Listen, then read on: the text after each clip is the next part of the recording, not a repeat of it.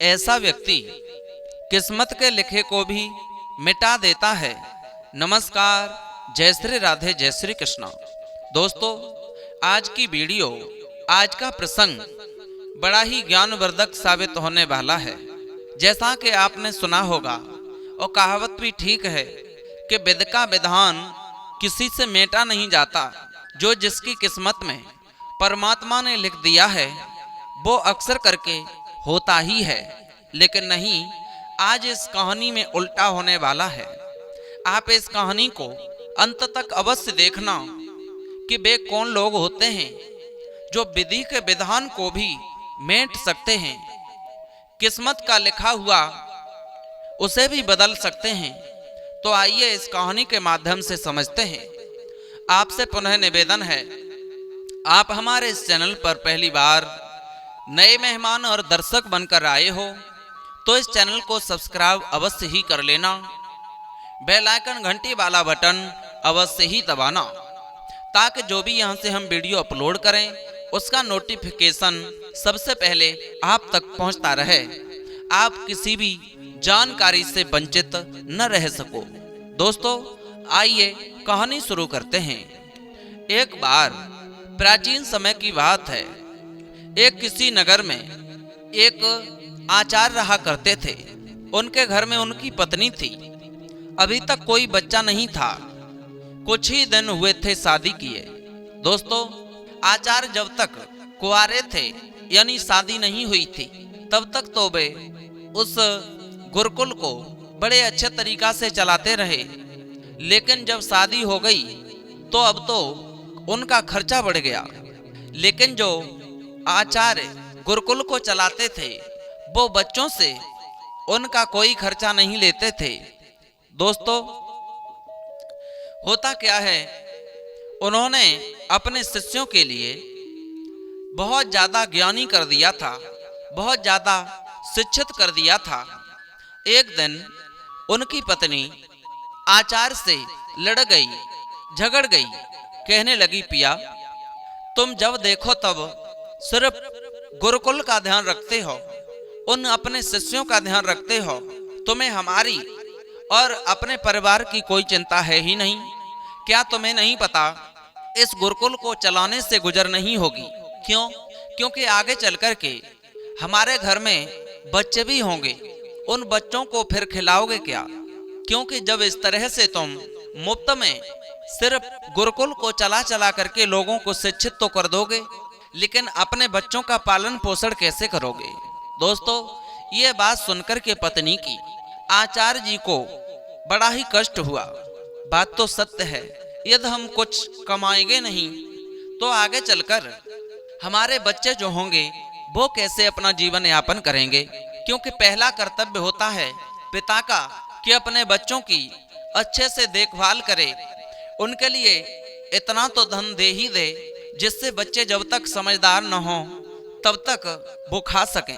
दोस्तों, आज आचार्य पत्नी को समझाते हैं, तुम चिंता न करो, इसका भी मैं कोई न कोई उपाय जरूर करूंगा। आचार्य उसी वक्त जब उस गुरुकुल में चले जाते हैं, गुरुकुल में जाने के बाद बच्चों को पढ़ा रहे थे, शिक्षा दे रहे थे, उसी वक्त उन्हें वही पत्नी वाली बात याद आ जाती है। आज आचार्य कुर्सी पर बैठ करके खोपड़ी पकड़कर कुछ सोचने लगे कि मैं करूं तो करूं क्या। उनका एक शिष्य था, बड़ा समझदार और बुद्धिमान था। पास में आया, आचार्य जी से कहता है, हे गुरुजी, क्या कारण है? इतने उदास, इतने चिंतित आप मैंने पहले कभी नहीं देखे।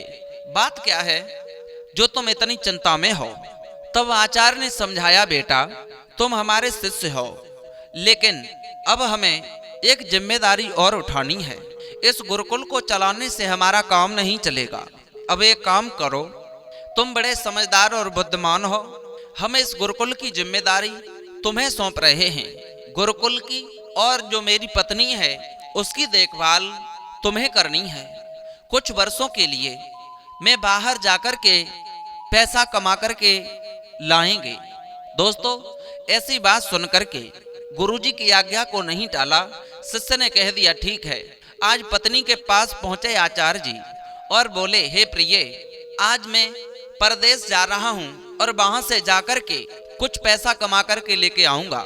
दोस्तों, पत्नी ने भी मना नहीं किया क्योंकि धन की तंगी थी।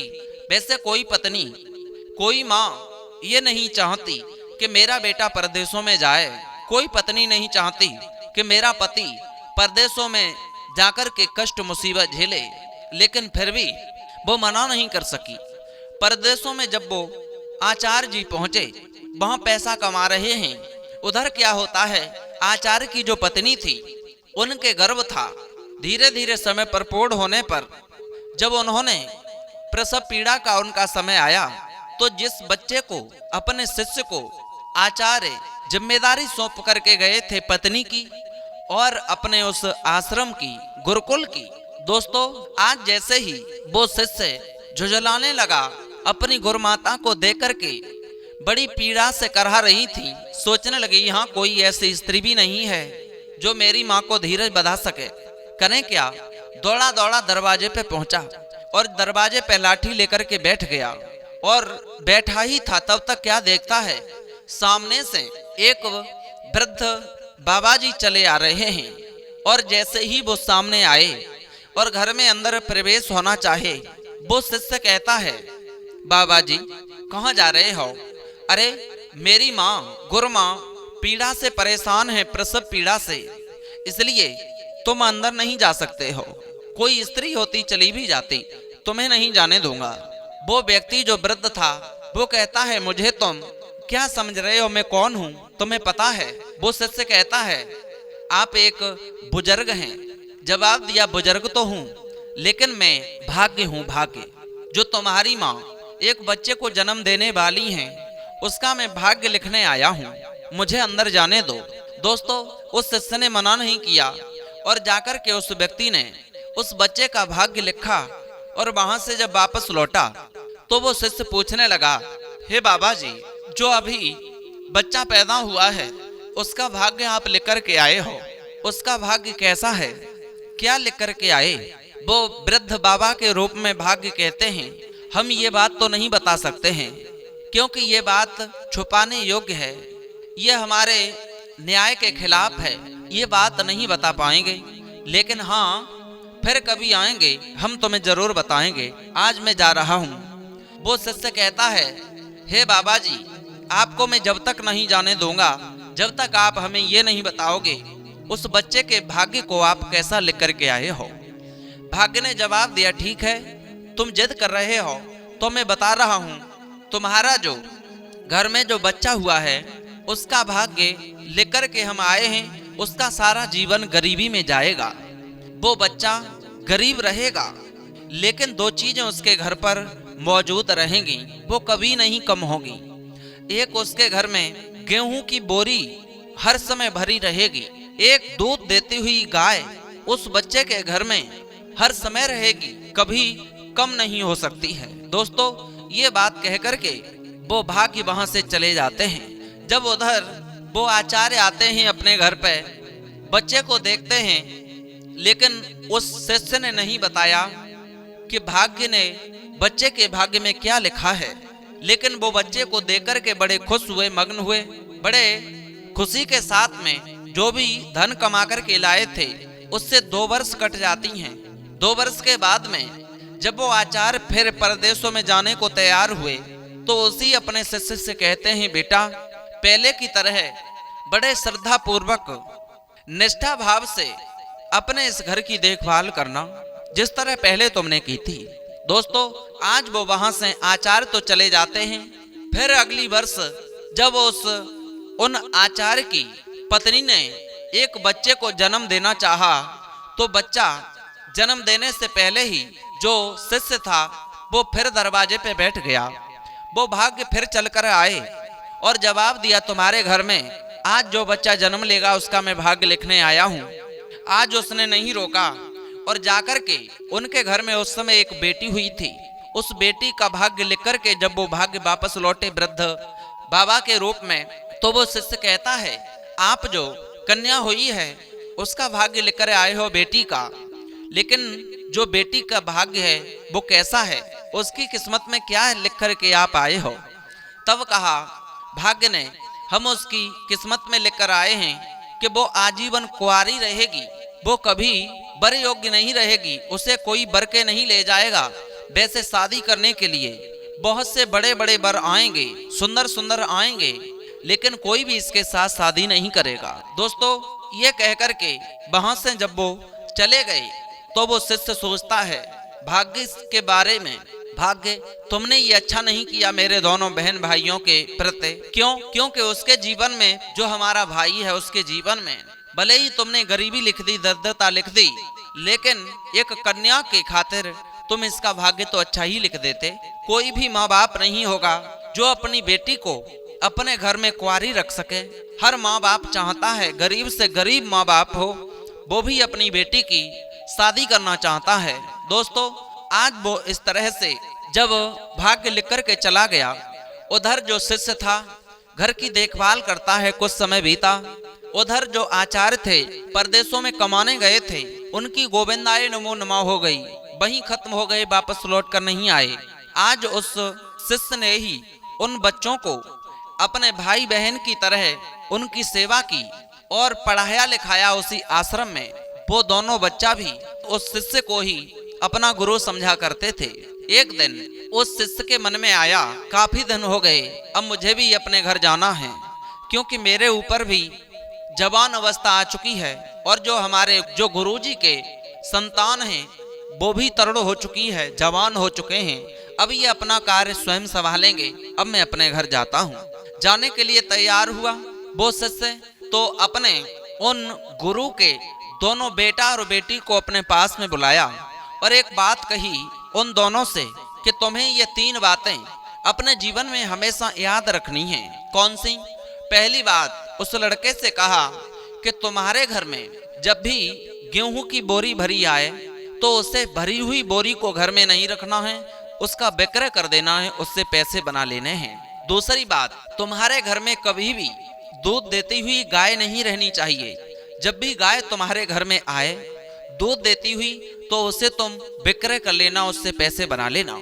तीसरी बात उस लड़का से कही कि तुम्हारी जो बहन है इसकी शादी के लिए जो भी वर आए, शादी करने से पहले तुम उनसे 100 मुद्रिकाएं अवश्य ही लेना, 100 सोने की मुद्रिकाओं को ले लेना, तब ही अपनी बहन को दिखाना शादी के लिए। दोस्तों, ये 3 बात तुम यदि अपने जीवन में याद रखोगे तो कभी दुखी नहीं रहोगे। दोस्तों, ये बात कह करके जब वो शिष्य वहां से चला गया, उसका भी पड़ोस में कहीं घर था, वहां जाकर रहने लगा। उधर क्या होता है, जो लड़का था उसके घर में जब गेहूं की बोरी भरी हुई आती है, क्योंकि भाग्य पहले ही कह गया था कि इसकी किस्मत में गरीबी रहेगी, लेकिन 2 चीजें कभी कम नहीं होगी। एक, गेहूं की भरी हुई बोरी इसके घर में हर समय रहेगी, एक गाय, दूध देती हुई गाय रहेगी। तो उसने अपनी बुद्धि और विवेक से कहा कि जब ये कमी रहेगी नहीं तो ये बेच बेच करके पैसा बनाता रहेगा, तो ये गरीब नहीं रहेगा, धनवान हो जाएगा। वही किया उस लड़का ने कि जो भी गाय दूध देती हुई आती उसे अपने घर नहीं रखता, उससे विक्रय करके पैसे बना लेता था, गेहूं की बोरी को बेच करके पैसा बना लेता था। जो भी कोई लड़का उस बहन की शादी करने के लिए आता तो आज उससे वो 100 मुद्रिकाएं सोने की पहले ले लेता, उसके बाद में बहन को दिखाता। तो भाग्य ने तो पहले ही कह दिया था कि कोई बेटी की शादी नहीं करेगा, लेकिन दोस्तों, जो भाग्य कह करके गया था कि ये लड़का जिंदगी भर गरीब रहेगा, लेकिन इस तरह से वो लड़का गाय बेचकर उन मुद्रिकाओं को ले लेकर और गेहूं की बोरी बेच करके वो तो बहुत ज्यादा धनी हो गया, बहुत ज्यादा पैसा हो गया। अब तो उधर उसके घर में गाय दूध देते ही जब खत्म होती है तो भाग्य दौड़ा दौड़ा लेकर के दूसरी गाय दे जाता है, तीसरी दे जाता है, गेहूं की बोरी भर के लाके दे देता है। अब जब भाग्य परेशान हो गया, दुखी होकर के भाग्य रास्ते में बैठा था और सोचने लगा, परमात्मा, मेरा लिखा हुआ कभी मिटता नहीं है, जो भाग्य में लिख दिया, जो किस्मत में लिख दिया वही होता है, लेकिन विधि का विधान ये कैसे मिट रहा है, क्या बात है। तो दोस्तों, उसी रास्ते से जो आचार्य का शिष्य था वो निकल कर जा रहा था, उसी दुखी इंसान को देख करके वो कहता है, अरे बाबा जी, आप क्यों दुखी हो, किसकी चिंता है? तब उसने बताया, अरे बेटा, तुम तो वही हो जो उस घर में रहा करते थे। बोले हाँ। बोले उस समय मैं था, मैं भाग्य के रूप में आया था, वृद्ध के रूप में, और मैंने उस बच्चे का जो भाग्य लिखा था वो लेकिन उल्टा हो गया। मैंने कहा था वो आजीवन गरीब रहेगा, लेकिन वो तो बहुत बड़ा पैसे वाला हो गया है। ऐसा कैसे हो गया? तब बताया उस शिष्य ने, बाबा जी, भाग्य से कहा कि आप सारी जिंदगी भर उसके लिए लाला करके गाय देते रहो, लेकिन उसके घर में कभी पूर्ति नहीं कर पाओगे, क्योंकि मैंने उसे बुद्धि से बताया है, बल से और बुद्धि से मनुष्य अपनी किस्मत को बदल सकता है। दोस्तों, उस समझदार व्यक्ति ने, आचार्य के शिष्य ने समझाया भाग्य को कि वास्तविक बात यह है, आपका लिखा हुआ भी कोई मिट सकता है, तो वो एक इंसान है जो अपनी बुद्धि से काम लेगा और बल का भी पौरुष आजमाएगा, जो आलस्य नहीं करेगा, वो अपनी किस्मत को बदल सकता है। दोस्तों, आज वो भाग्य भी अपनी हार मान करके वहां से जाने को तैयार हुआ, तो वो व्यक्ति कहता है, तुम उन दोनों बेटा और बेटियों का जाकर के भाग्य बदल आओ, न उल्टा होता ही रहेगा जिंदगी में, तुम्हें ये कष्ट कभी मिटेगा नहीं। दोस्तों, फिर से भाग्य जाता है और जाकर के उस बेटी और बेटा का, आचार्य के बेटी और बेटा का, दोनों का भाग्य फिर से लिख करके आता है, उनका भाग्य ठीक कर देता है, सही लिख देता है। दोस्तों, इस प्रसंग से हमें सीख यही मिलती है कि जिंदगी में हमें कभी किस्मत के भरोसे नहीं बैठना चाहिए, भाग्य के भरोसे नहीं बैठना चाहिए। जो व्यक्ति अपनी बुद्धि से काम लेता है, यदि ज्ञान से काम लेता है और अपना बल भी आजमाता है, कभी आलस्य नहीं करता है, वो अक्सर करके अपने भाग्य को भी बदल सकता है। भले ही उसके जीवन में दरिद्रता हो, वो भी पैसे वाला बन सकता है, धनवान बन सकता है। दोस्तों, उम्मीद है आपको ये वीडियो जरूर पसंद आई होगी। यदि अच्छी लगी तो चैनल सब्सक्राइब करें, लाइक शेयर कमेंट करना न भूलें। फिर मिलते हैं ऐसे ही नए इंटरेस्टिंग टॉपिक के साथ, मोटिवेट करने वाली कहानी के साथ।